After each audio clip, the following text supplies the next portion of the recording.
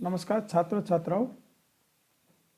आज अपन देख रहे हैं आपके बीए पार्ट फर्स्ट का फर्स्ट पेपर का जो टॉपिक है वह है अधिनायक तंत्र या तानाशाही, डिक्टेटरशिप। अपन ने पिछली क्लास में लोकतंत्र के बारे में देखा था और आज अपन देख रहे हैं अधिनायक तंत्र के बारे में। अब अधिनायक तंत्र किसे कहते हैं अपन ठीक से जानते हैं।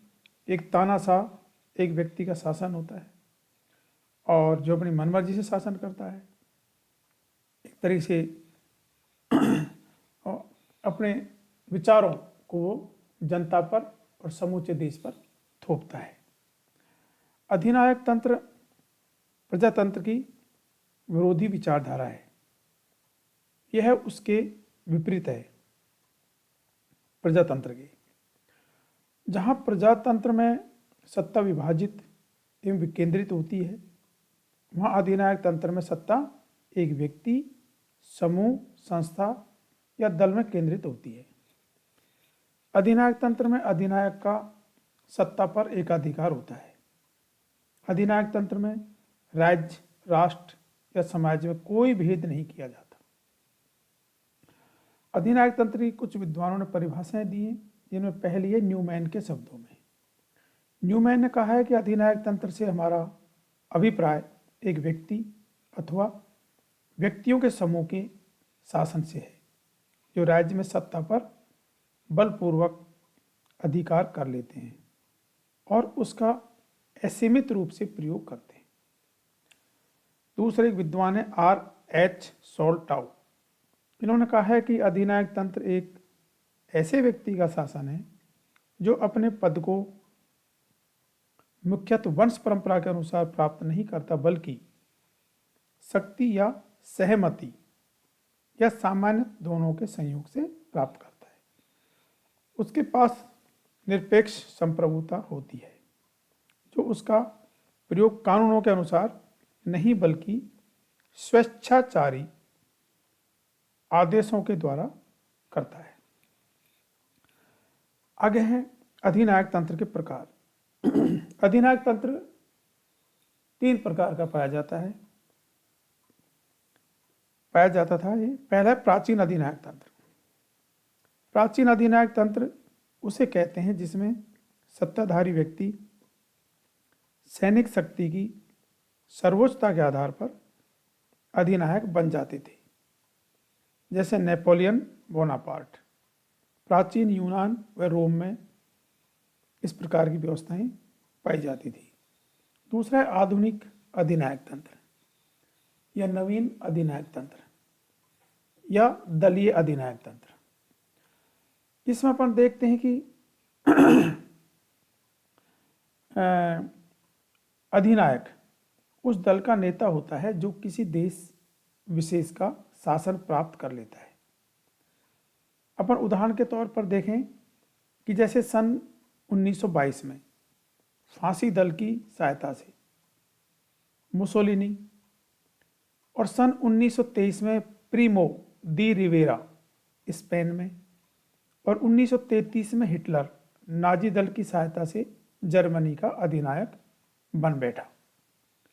सन 1917 में यूएसएसआर पूर्व सोवियत संघ सर्वहारा वर्ग के अधिनायकत्व का नाम दिया और साम्यवादी दल का अधिनायक बन गया। तीसरा आता है सैनिक अधिनायक तंत्र। ये पाकिस्तान में कई बार, बांग्लादेश में, कुछ अफ्रीकी देशों में देखा जा सकता है, जहाँ सेना का प्रमुख जनता द्वारा निर्वाचित सरकार को हटा देता है और खुद सत्ता अपने हाथ में ले लेता है। आगे अपन देख रहे हैं आधुनिक अधिनायक तंत्र के उदय के कारण, यानी कि अधिनायक तंत्र किन वजह से उदय हुआ था। तो पहला यहाँ पॉइंट है वर्साय की संधि। जो वर्साय की संधि एक अन्याय पर आधारित थी और विजेता शक्तियों ने युद्ध में हारे हुए देशों पर यह संधि थोपी थी। इस संधि के विरुद्ध हिटलर और मुसोलिनी ने जर्मनी और इटली में लोकमत जागृत किया और वे अधिनायक बन बैठे। दूसरा इसके उदय के कारण था आर्थिक संकट, यह आर्थिक संकट 1930 के बाद विश्वव्यापी आर्थिक संकट उत्पन्न हुआ था। इसके कारण लोकतांत्रिक शासन व्यवस्थाएं विश्वव्यापी आर्थिक मंदी से उत्पन्न समस्याओं का निराकरण करने में असफल रही। इसके लिए एक नियोजित व्यवस्था की आवश्यकता थी, जिसको कि एक अधिनायक तंत्र ही संभाल सकता था। तीसरा काढ़ा लोकतंत्र शैशवावस्था में ही था, यानी कि इसकी शुरुआत ही थी लोकतंत्र की, इसकी जड़ें ठीक से जमी भी नहीं थी, जैसे पोलैंड, यूगोस्लाविया इत्यादि देशों में, और लोग इसके उद्देश्यों को या इस तंत्र को समझ भी नहीं पाए थे। चौथा, संसदीय संस्थाओं के प्रति अविश्वास। प्रथम विश्व युद्ध के विनाश से संसदीय संस्थाओं यानी कि लोकतंत्रात्मक शासन व्यवस्था से पूर्णतः असंतुष्ट थे लोग, इसके प्रति विश्वास खो चुके थे। पांचवा, आर्थिक आत्मनिर्भरता की नीति का प्रतिपादन। इस लक्ष्य को यानी कि आर्थिक आत्मनिर्भरता के लक्ष्य को प्राप्त करने के लिए एक अधिनायकवादी शासन में ही यह प्राप्त किया जा सकता है, जैसे चीन, रूस आदि देशों में। इसलिए यह भी एक इसका उदय का कारण रहा। छठा आता है राष्ट्रसंघ की असफलता। इसका सम्मान यानी कि राष्ट्रसंघ का सम्मान समाप्त हो गया था और निशस्त्रीकरण सम्मेलन असफल हो गया था, और इस राष्ट्रसंघ की असफलता की वजह से भी इसका उदय हुआ था। अगला, प्रजातंत्र के कठिन आदर्श। प्रजातंत्र में अपन देखते हैं कि इसके कुछ जो आदर्श हैं वो कठिन थे और इस वजह से लोग उनको ठीक से समझ नहीं पाए थे। और आठवां, भ्रष्ट शासन व उग्र राष्ट्रवाद। ये जो तानाशाहों ने अपने जो जोशीले भाषण वगैरह से जनता का दुख दर्द बुलाकर एक तरीके से एक होने के लिए कहा या दूर उनको करने के लिए कहा, तो जनता उनके साथ भी होली। और कुछ प्रजातंत्र के क्या है कि ऐसी स्थितियां थी कि उनमें शासक ज़्यादा भ्रष्ट हो गया था, अधिकारी तंत्र ज़्यादा भ्रष्ट हो गए थे, और इस वजह से भी इनसे त्रस्त होकर, परेशान होकर के लोगों ने एक उग्र राष्ट्रवाद की भावना को महत्व दिया। अब यहाँ से आगे अपन देख रहे हैं अधिनायक तंत्र की विशेषताएं या लक्षण। तो अधिनायक तंत्र की विशेषताएं या लक्षण में अपन पहले देख रहे हैं लोकतंत्र विरोधी। पहली विशेषता है इसके अधिनायक तंत्र की, लोकतंत्र विरोधी, यानी कि प्रजातंत्र का ये विरोधी है। अधिनायकों के अनुसार लोकतंत्र एक सड़ा हुआ शव है। एक सड़ा हुआ शव से ये तुलना करते हैं लोकतंत्र की, और जो संसद है उसकी तुलना करते हैं सिर्फ बातों या बकवास की दुकानें। तो इससे साफ जाहिर होता है कि ये अधिनायकवादी हैं, ये लोकतंत्र के विरोधी हैं, जो कि प्रजातंत्र को एक सड़ा हुआ शव और पार्लियामेंट को बातों या बकवासों की दुकान मानते हैं। दूसरी विशेषता है उदारतावादी विरोधी, यानी कि उदारता का एक सिद्धांत स्वतंत्रता, समानता और बंधुत्व पर आधारित है या इनको बल देता है। इसका अधिनायक तंत्र विरोध करता है या विरोधी है। तीसरा, हिंसा व शक्ति में विश्वास, यानी कि ये जो अधिनायक तंत्र है हिंसा और शक्ति में विश्वास करता है।